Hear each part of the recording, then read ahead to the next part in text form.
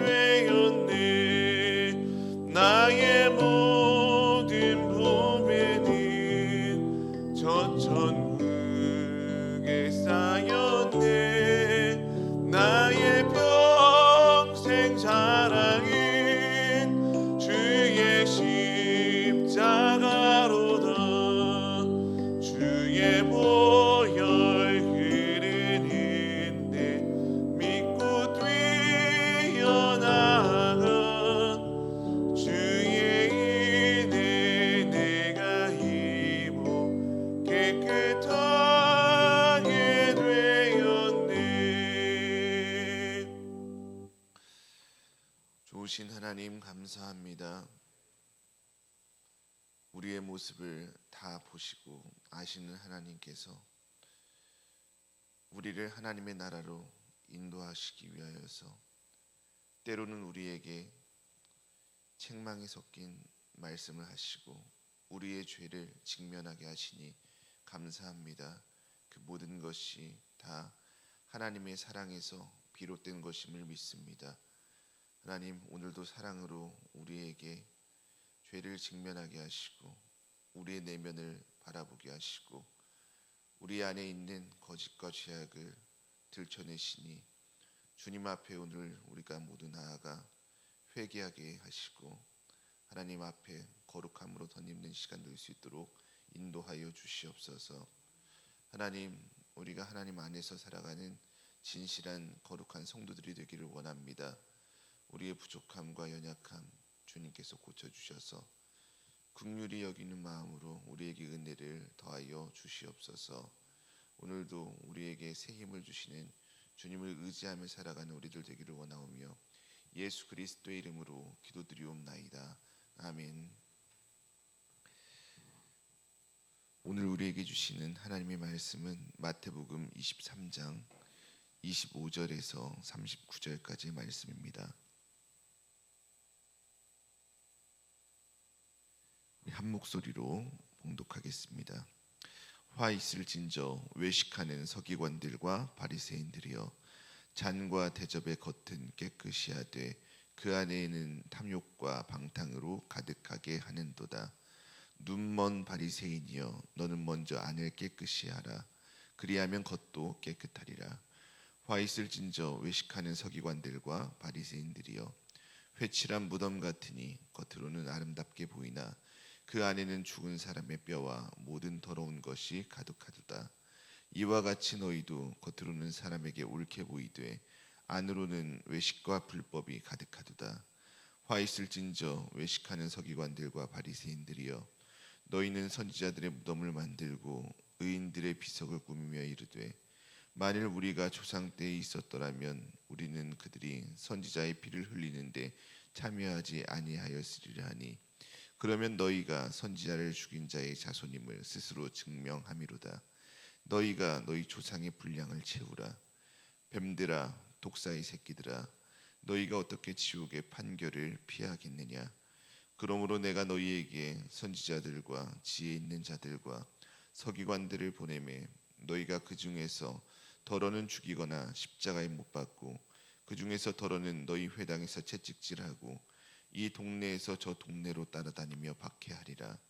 그러므로 의인 아벨의 피로부터 성전과 제단 사이에서 너희가 죽인 바라기아의 아들 사가랴의 피까지 땅 위에서 흘린 의로운 피가 다 너희에게 돌아가리라. 내가 진실로 너희에게 이르노니 이것이 다 이 세대에 돌아가리라. 예루살렘아, 예루살렘아, 선지자들을 죽이고 내게 파송된 자들을 돌로 치는 자여, 암탉이 그 새끼를 날개 아래에 모음같이 내가 내 자녀를 모으려 한 일이 몇 번이더냐.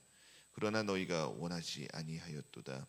보라, 너희 집이 황폐하여 버려진 바 되리라. 내가 너희에게 이르노니 이제부터 너희는 찬송하리로다.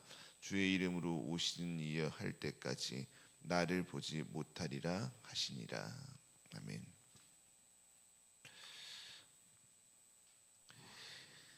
오늘 봉독한 본문은 어제에 이어서 예수님께서 외식하는 서기관들 바리새인들의 문제를 드러내시며 그들을 책망하시고 화를 선언하신 말씀입니다. 오늘 말씀을 통해 하나님께서 우리에게 주시는 교훈은 무엇인지 함께 살펴보겠습니다. 25절입니다. 예수님께서는 외식하는 서기관들과 바리새인들이 잔과 대접의 겉은 깨끗이 하나 그 안에는 탐욕과 방탕으로 가득하게 한다라고 말씀하셨습니다. 여기서 탐욕은 헬라어로 하르파게인데 무엇을 원하는 욕심 정도가 아니라 남의 것을 빼앗는 탐욕, 착취하는 욕심을 의미합니다. 그리고 방탕은 아크라시아인데 절제하지 못하고 욕망대로 살아가는 것, 그것을 의미하는 말입니다. 당시 서기관들과 바리새인들은 기도도 많이 하고 금식도 하고 율법도 철저하게 지켰습니다. 눈에 드러나는 그들의 외형, 겉모습은 흠이 없고 깨끗하고 거룩했습니다. 하지만 겉모습보다도 더 중요했던 그들의 마음은 다른 사람의 물질을 강탈하려는 그러한 욕심으로 가득했고, 윤리적이고 영적인 측면에서 절제하지 못하고 무분별한 모습으로 삶을 살아가곤 하였습니다. 예수님께서는 그들을 눈먼 바리새인이여라고 부르시면서 먼저 안을 깨끗이 하고 겉도 깨끗하리라라고 하셨습니다. 우리의 마음이 하나님 앞에서 깨끗해지면 우리의 삶까지도 자연스럽게 변화가 된다라는 것이지요. 서기관들과 바리새인들은 하지만 어리석게도 탐욕과 방탕으로 가득한 그들의 마음은 그냥 그대로 둔 채 사람들에게 보이는 겉모습만 잘 보이려고 신경 썼던 것이지요. 그래서 예수님께서는 그들을 향해 외식하는 자들이라고 책망하신 것입니다. 27절입니다. 예수님께서는 외식하는 서기관들과 바리새인들을 회칠한 무덤에 비유하시면서 말씀하셨습니다. 당시 유대인들은 무덤에 접촉하는 것을 조심하였습니다. 시체나 무덤에 접촉하게 되면 율법에서 7일 동안 부정하게 된다라고 그렇게 언급하고 있었기 때문입니다. 그래서 유대인들은 사람들이 많이 오가는 절기에 사람들이 실수로 무덤을 만지거나 무덤을 밟지 않게 하기 위해서 무덤의 겉을 흰 석회로 칠해 두었습니다. 하얗게 칠해진 무덤은 어떻습니까? 겉으로 보면은 잘 정돈된 것 같습니다. 잘 정돈되고 단정하게 보이죠. 하지만 그 안에는 무엇이지요? 시체가 있고 시체가 썩고 있습니다. 시체 썩는 고약한 냄새가 나죠. 서기관들과 바리새인들의 모습은 겉으로는 화려하고 아름답게 보였지만 그 마음 속에는 하나님을 향한 진실함이 없었고 외식과 불법이 가득하였습니다. 하나님과는 전혀 상관없는 모습으로 삶을 살아갔던 것이지요. 그래서 예수님께서는 그들의 그런 위선적인 모습을 지적하시며 너희는 회칠한 무덤과 같다라고 말씀하신 것입니다. 29절입니다. 예수님께서는 선지자들의 무덤을 만들고 의인들의 비석을 꾸미면서 자신들의 의를 드러내는 서기관들 바리새인들을 향해 외식하는 자들이라고 말씀하시며 화를 선언하셨습니다. 당시 서기관들과 바리새인들은 옛 선지자들의 무덤을 정성스럽게 만들고 의인들의 기념비를 아름답게 꾸미곤 하였습니다. 그들의 이러한 행동은 겉으로 보면 어떻습니까? 선지자들, 의인들을 굉장히 존경하는 것 같죠. 그들을 위하는 것처럼 보입니다. 그런데 그들의 행동은 선지자들과 의인들을 높이고 존경하는 목적으로 한 것이 아니라 조상들보다 우리가 더 나은 의를 가지고 있다, 우리가 더 나은 사람이다라는 것을 보여주려고 한 목적이 있는 행동이었던 것이죠. 그들은 그 일을 하면서 이렇게 말하곤 했습니다. 자신들이 조상 때 있었더라면 우리는 선지자들을 죽이는 일에 나서지 않았을 것이다. 우리는 선지자들을 죽인 사람들과는 다르다라고 그렇게 말했던 것이지요. 예수님께서는 그들 말 속에 있는 위선을 꿰뚫어 보시고 이렇게 말씀하셨습니다. 그러면 너희가 선지자를 죽인 자의 자손임을 스스로 증명합니다. 예수님의 말씀의 뜻은 무엇입니까? 그들이 조상들의 행동을 비판하는 말을 하면서도 실제로는 그 조상들과 같은 길을 걷고 있는 사람들일 뿐이다라는 것이지요. 선지자들의 무덤을 꾸미고 의인들의 비석을 아름답게 만든다고 해서 그들이 선지자들의 신앙을 뒤따르는 사람들이 되는 것은 아닙니다.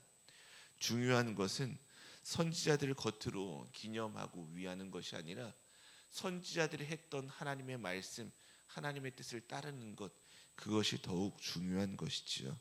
하지만 서기관들과 바리새인들은 선지자들의 무덤은 잘 꾸미면서도 정작 선지자들이 했던 하나님의 말씀, 하나님의 뜻은 따르기 싫어하였습니다.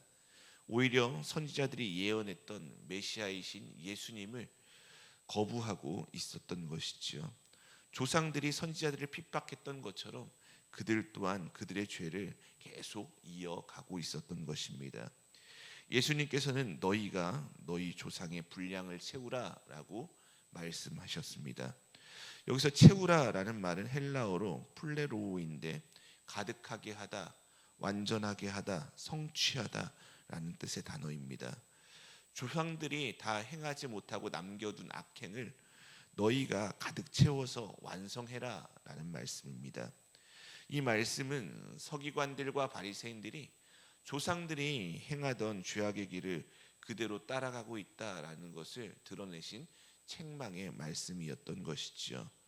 서기관들과 바리새인들은 스스로 의롭다고 생각했지만 실제로는 하나님께서 보내신 선지자들을 거부했던 조상들, 그들과 같은 길을 걷고 있었습니다. 그 선지자들이 예언했던 메시아 예수님도 배척했습니다. 그래서 예수님께서는 그들의 위선과 완악한 마음을 드러내시면서 이렇게 책망하셨습니다. 뱀들아, 독사의 새끼들아, 너희가 어떻게 지옥의 판결을 피하겠느냐. 당시 유대 사회에서 이 뱀은 지혜로운 존재로 비춰지기도 했지만 간교한 존재로 여겨졌고, 독사는 사람을 해치는 위험한 존재로 인식되었습니다. 뱀들아, 독사의 새끼들아 라는 말은 유대 사회에서 굉장히 모욕적이고 심한 욕설이었습니다. 예수님께서는 왜 서기관들과 바리새인들을 향해서 이렇게까지 강하게 책망하고 계신 것일까요? 그것은 그들이 하나님을 섬긴다 하면서도 실제로는 하나님의 뜻과는 정반대되는 길로 가고 있었기 때문에 그렇습니다. 그들 스스로 율법을 잘 지키는 의로운 사람이라고 생각했고 사람들에게도 그들의 모습이 참 좋고 아름답게 보여졌지만 그들의 마음은 하나님과 멀어져 있었고 오히려 그들은 하나님의 뜻을 거스르고 있었기 때문에 그렇습니다. 예수님께서는 그들에게 너희가 어떻게 지옥의 판결을 피하겠느냐라고 말씀하셨습니다. 서기관들과 바리새인들의 위선적인 신앙의 결국은 무엇입니까? 위선적인 신앙의 결국은 하나님의 심판이다라는 것을 나타내신 것이지요. 돌이키지 않으면 너희는 지옥의 판결을 피할 수가 없다라고 말씀하시면서 그것을 깨닫게 하기 위해서 강한 표현으로 아주 엄중하게 말씀해 주신 것입니다. 서기관들과 바리새인들의 죄악을 책망하신 예수님께서는 34절에 이어서 이스라엘 백성들의 죄악을 말씀하셨습니다. 그러므로 내가 너희에게 선지자들과 지혜 있는 자들과 서기관들을 보내매 너희가 그 중에서 더러는 죽이거나 십자가에 못 박고 그 중에서 더러는 너희 회당에서 채찍질하고 이 동네에서 저 동네로 따라다니며 박해하리라. 여기서 보내다라는 말은 헬라어로 아포스텔로라는 단어인데 임무를 부여한 자가 직권을 가지고 어떤 사실을 위임하여 보낸다라는 의미입니다. 일회적으로 보내는 것이 아니라 계속적으로 보내다라는 뜻의 단어입니다. 즉 예수님께서는 계속적으로 선지자들, 지혜 있는 자들, 천국의 제자된 서기관들을 보내서 하나님의 뜻을 전하게 하신다라는 말씀이지요. 그런데 사람들은 그들을 어떻게 대할 것이라고 하셨습니까? 사람들은 죽이고 십자가에 못 박고 채찍질하고 박해하리라라고 말씀하셨습니다. 구약 시대 때 하나님께서 보내신 선지자들을 이스라엘 백성들이 죽이고 박해하였던 것처럼 앞으로도 하나님께서 보내신 사람들을 계속해서 박해하게 될 것이다라는 예언의 말씀이었던 것이지요. 예수님의 이 예언의 말씀은 예수님께서 하늘로 승천하신 후에 성취가 되었지요. 사도들 그리고 예수님의 제자들은 복음을 전하다가 박해를 받고 죽임을 당하게 되었습니다. 예수님께서는 이어서 35절에 이렇게 말씀하셨습니다. 그러므로 의인 아벨의 피로부터 성전과 제단 사이에서 너희가 죽인 바가랴의 아들 사가랴의 피까지 세상에서 흘린 의로운 피가 다 너희에게 돌아가리라. 창세기 4장에 보면 아벨의 이야기가 나와 있지요. 그는 하나님 앞에 거룩하고 의로운 제사를 드렸습니다. 하지만 형 가인이 그 모습을 시기하고 질투해서 미움을 받아서 결국 형에 의해 살해당하게 되었지요. 그리고 역대하 24장에 보면 스가랴의 이야기가 나오는데 그는 성전 뜰에서 요아스 왕의 명령에 의해서 사람들에 의해 돌에 맞아 죽게 되었습니다. 예수님께서 창세기에 나오는 아벨 사건과 역대기에 나오는 스가랴 사건을 말씀하시면서 아벨의 피로부터 사가랴의 피까지라고 말씀하신 것은 처음부터 끝까지 너희가 흘린 의로운 자들의 피라는 그러한 뜻의 의미입니다. 예수님께서 보시던 살던 당시의 성경과 지금 우리가 보고 있는 성경의 이 순서, 이 배열이 조금 차이가 있습니다. 지금 우리 성도들에게 구약 성경은 창세기에서 시작해서 말라기로 끝나고 있죠. 그런데 예수님께서 보던 당시의 구약 성경은 창세기로 시작하지만 마지막은 역대기서였습니다. 예수님께서 창세기에 나오는 아벨의 피로부터 역대기에 나오는 사가랴의 피까지라고 구약 시대 처음부터 끝까지 너희가 흘린 피, 너희가 행한 모든 악행들이 너희에게 돌아갈 것이다 라는 그러한 의미로 예수님께서 말씀하고 계신 것입니다. 이스라엘 백성들에게 그 피가 돌아가는 이유는 무엇입니까? 그것은 그들의 조상들이 행하던 악행을 그대로 답습하고 있기 때문에 그런 것이지요. 예수님께서는 내가 진실로 너희에게 이르노니 이것이 다 이 세대에게 돌아가리라. 진실로라는 말은 우리가 잘 알고 있는 대로 아멘이라는 단어입니다. 예수님께서는 중요한 말씀을 하실 때 확실하게 반드시 이루어질 것이다 라는 의미로 진실로라는 뜻의 아멘이라는 말을 많이 사용하곤 하셨죠. 하나님의 말씀을 거부하는 사람들, 과거의 죄악을 버리지 않고 그대로 반복하며 따르는 자들, 그런 완악한 세대의 사람들에게 반드시 하나님의 심판은 임하게 된다라는 것을 말씀하신 것입니다. 37절입니다. 구약 성경을 보면 다윗 왕의 아들 압살롬이 죽었다는 소식을 들었을 때 다윗 왕이 어떻게 말하지요? 압살롬아, 압살롬아라고 그렇게 반복하면서 애통해하는 모습이 나와 있지요. 본문에 예수님께서는 이스라엘 백성들을 향해서 예루살렘아, 예루살렘아라고 반복하면서 말씀하고 있습니다. 그것은 예수님께서 이스라엘 백성들 예루살렘을 보시고 애통하고 계시는 그러한 예수님의 마음을 드러내고 있는 것이지요. 하나님께서는 암탉이 그 새끼를 날개 아래 모음같이 계속해서 이스라엘 백성을 품으려고 하셨습니다. 하지만 이스라엘 백성들이 그것을 원하지 않았던 것이죠. 하나님의 사랑, 하나님의 말씀을 거부하고 하나님께서 보내신 사람들을 박해하고 죽이는 그러한 모습으로 나아갔습니다. 죄악의 결과는 무엇입니까? 죄악의 삭슨 사망이죠. 죄악의 결과는 심판입니다. 예수님께서 말씀하신 것처럼 황폐해지고 버려진 바 되는 것, 그게 죄의 끝, 죄의 결과이죠. 그런데 하나님의 백성이 죄를 버리지 못하고 있는 거예요. 계속해서 악행을 저지르고 심판의 길로 나아갔습니다. 그 결국이 사망임이 뻔한데 그 길로 계속 나아가니 예수님의 마음이 어떻겠습니까? 너무나 괴로운 것이죠. 답답합니다. 그래서 예수님께서는 애통하는 마음으로 예루살렘아, 예루살렘아 라고 말씀하신 것입니다. 예수님께서는 이제부터 너희는 찬송하리로다 주의 이름으로 오시는 이여 할 때까지 나를 보지 못하리라 라고 말씀하셨습니다. 이 말씀은 이스라엘 백성들이 진정으로 예수님을 메시아로 고백하고 받아들일 때까지 더 이상 예수님을 보지 못할 것이다 라는 그러한 말씀입니다. 예수님의 이 말씀은 심판의 선언이죠. 예수님을 보지 못한다는 말씀이니까 심판의 선언이지만 동시에는 또 소망의 말씀이기도 합니다. 지금은 이스라엘 백성들 너희가 예수님을 거부하고 하나님의 말씀을 받아들이지 않지만 언젠가는 그들도 예수님을 구세주로 부르고 찬송하는 날이 오게 될 것이다 라는 것을 말하고 있는 그러한 모습이기 때문에 그렇습니다. 이제 오늘 말씀을 맺겠습니다. 예수님께서는 서기관들과 바리새인들을 책망하셨습니다. 그들을 책망하신 것은 다름 아니라 그들의 외식하는 모습 때문에 그랬던 것이죠. 혹시 우리에게도 우리 안에도 이러한 모습이 있지는 않은지 돌아봤으면 좋겠습니다. 교회 안에서는 우리가 거룩한 신앙인처럼 보이지만 우리가 교회 밖으로 나가서 우리의 삶을 살아낼 때 우리가 외식하는 모습으로 하나님 없이 살아가고 있지는 않은지, 기도하고 예배하고 찬송하지만 우리의 마음이 하나님보다 다른 것들을 더 사랑하고 있지는 않은지 시간 돌아보았으면 좋겠습니다.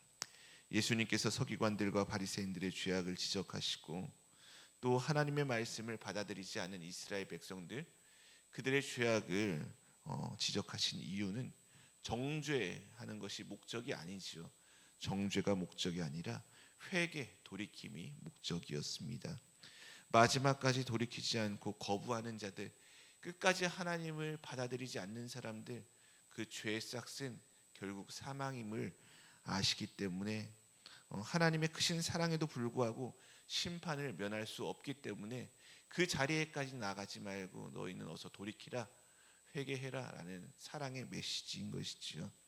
예루살렘아, 예루살렘아 라고 애통하면서 이스라엘 백성들을 부르신 예수님의 음성은 곧 지금 이 시간 하나님을 믿는다 하면서도 죄악을 더욱더 사랑하고 하나님께서 원하시는 하나님의 말씀에 불순종하는 그러한 모습으로 살아가는 우리들을 향해서 애통하는 마음으로 부르시는 예수님의 음성과 같습니다. 이제 그만 악을 끊어버리고 죄에서 벗어나서 참 자유와 기쁨과 구원을 베푸시는 주님께 돌아와라 라는 주님의 초청의 메시지인 것이죠. 저와 여러분 모두가 예수님의 부르심, 그 부르심을 거절하는 사람들이 아니라 그 부르심에 응답하는 사람들이 되기를 소망합니다. 오늘도 하나님 앞에서 우리의 중심을 돌아보면서 우리의 겉모습도 우리가 온전히 해야지만 그보다 더 중요한 우리의 마음을 하나님 앞에 온전하고 거룩하게 하며 진실한 신앙인으로 살아가는 저와 여러분 모두가 되기를 주님의 이름으로 축복합니다. 오늘 우리가 함께 기도할 때에는 청년 제자교회 위해서 함께 기도하고 또한 일터교회를 위해서 함께 기도했으면 좋겠습니다. 또 이주민들을 위해서 함께 기도하면 좋겠습니다. 그리고 또 우리가 기도하실 때 말레이시아 선교사님의 아들 재윤이를 위해서 꼭 기억해 주시고 함께 기도해 주시기를 바랍니다. 좋으신 하나님 감사합니다. 부족한 우리들 정죄하지 않으시고 사랑으로 초청하시고 부르시는 하나님의 음성으로 오늘 말씀을 받아들입니다. 하나님, 오늘도 부르신 하나님의 음성, 그 음성을 사랑의 초청으로 여기고 우리가 그 음성 거부하지 않고 그 음성에 순종하여 주님께 더욱더 가까이 나가는 우리들 될 수 있도록 인도하여 주시옵소서. 우리의 겉모습도 우리 분명히 조심하고 겉모습도 관리해야 하지만 더욱더 중요한 우리의 중심, 우리의 마음을 돌이켜 회개하고 진실하고 거룩하게 하는 우리들 될 수 있도록 인도하여 주옵소서. 외식하는 신앙인이 아니라 진실한 신앙인으로 하나님께서 원하시는 모습으로 살아가는 그리스도인으로 주님의 말씀에 순종하는 사람으로 하나님의 영광을 나타내는 사람으로 오늘 하루도 복되게 살아가는 우리들 모두 될 수 있도록 주님 인도하여 주옵소서. 전쟁이 계속되고 있습니다. 전쟁으로 인해 얼마나 많은 사람들이 아파하고 고통 가운데 있는지 모릅니다. 주님 그들을 긍휼히 여기시고 불쌍히 여겨 주시옵소서. 하나님의 참 평화가 세상을 덮을 수 있도록 주님 전쟁이 그쳐질 수 있도록 도우시고 인도하여 주옵소서. 고통의 자리에서 복음을 붙들고 살아가는 선교사님들 하나님 그들의 헌신을 기억해 주시고 그들을 불꽃 같은 눈으로 지켜 주옵소서. 암탉이 새끼를 안고 품는 것처럼 그들을 품어 주시고 선교사님의 자녀들을 보호하여 주옵소서. 예수 그리스도의 이름으로 기도드리옵나이다. 아멘.